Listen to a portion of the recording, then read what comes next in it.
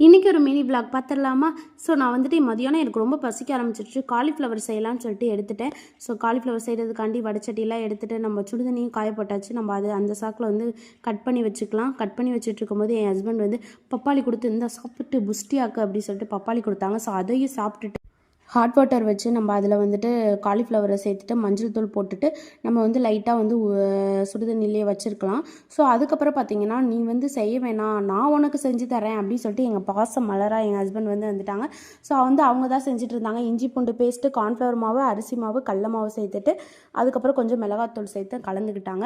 இதில் முட்டையெல்லாம் உடச்சி ஊற்றினாங்க. முட்டையை உடச்சி ஊற்றி அது வீடியோக்கு சூப்பராக வரும்னு சொல்லிட்டு மாவு வெளியே போனது தான் மிச்சம்.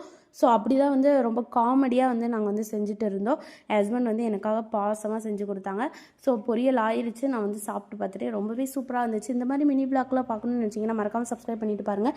For more videos. பாய்.